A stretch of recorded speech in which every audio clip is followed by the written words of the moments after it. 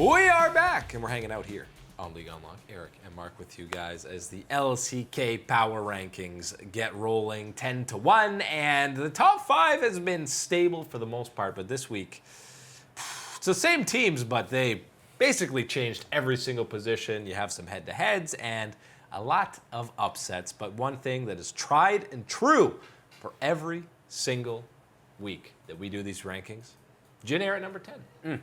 I don't know if it's going to change until 2025.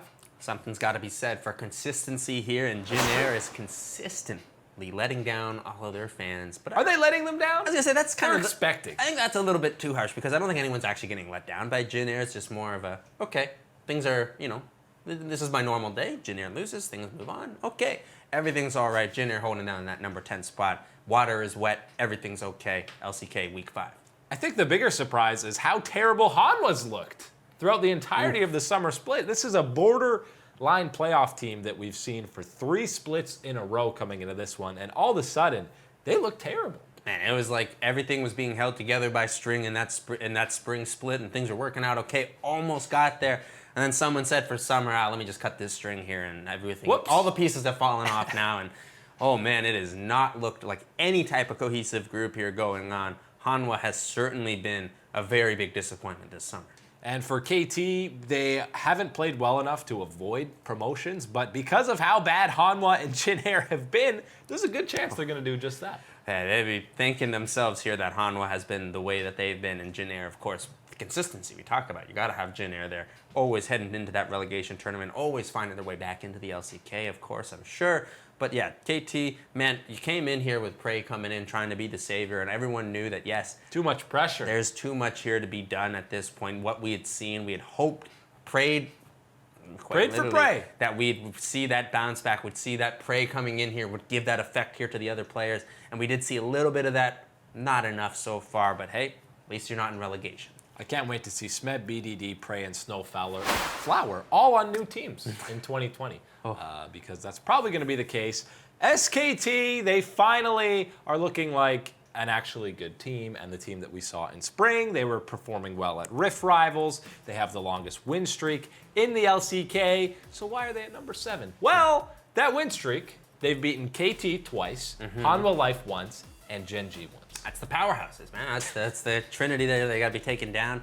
No, when you are looking at what SKT has accomplished, you're wondering to yourself, man, you guys were hyping up, big time hyping up Faker and Clid this past week. What's going on here? How are they at this point? Well, as you say, it is because of when you look at the record and you look at the way that they've been winning these games. Yes, impressive that you've ticked off all these boxes. These are all the boxes that you should have been able to tick off in the first place, so you don't get too much credit here for taking down these squads, keeping that momentum going. Yes, SKT and their victories have looked incredibly dominant against these teams, but at the same point in time, some of these matches absolutely should not have been making their way into that 3rd game of the series, even if SKT is finding the way to win them there. So I think that there is still a little bit more to clean up here, a little bit more of an expectation still with this SKT squad, but you can feel pretty safe that, hey, this is a squad that will be pushing towards that playoff spot here and has that destiny in their hands, and hey man, I'm trusting anything in Faker's hands. And the problem is, the 2 teams you could maybe talk about them jumping past in these power rankings, well, they both upset Griffin this week in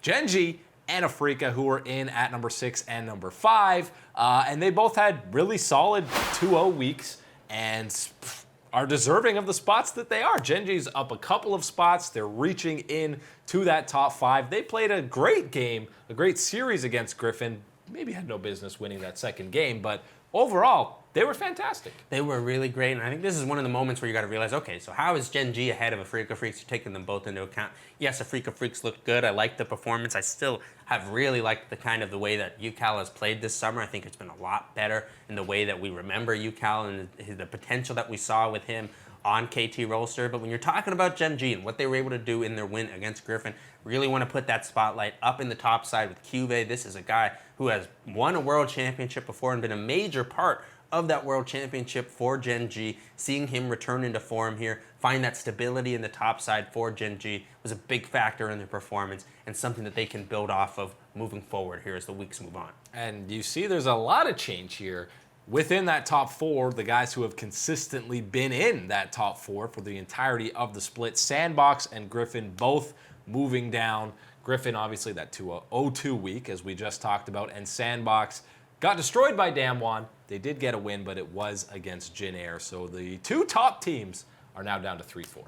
Yeah, these are the teams, hey, they need to pick up something here, need to get a good week here for the Sandbox and Griffin squad to move back up. Because I tell you what, right now when you're looking at the form of the two players, of two teams, ahead of them, man, that is a tall task to ask for you, man, right now, because Damwon Gaming, the way that they're playing, the way that Nagari is looking in that top lane, oh, man, that is a mess of a monster to go up against there, sitting there at number 2. Yeah, and them and Kingzone are obviously in at 1 and 2, and Damwon looked so ready to really just grab that number 1 spot. No questions asked. If they win this series against Kingzone, I think that's exactly what you're talking about. But Kingzone absolutely shows up in games 2 and 3 after getting absolutely bodied in that first game. But this was a very exciting series, and these were clearly two of the best teams in the LCK right now. In fact, they are number 1 and 2, and the fact that Kingzone did win this best of puts them in at number 1. Gotta have Kingzone at the top here. They're riding the strong power here.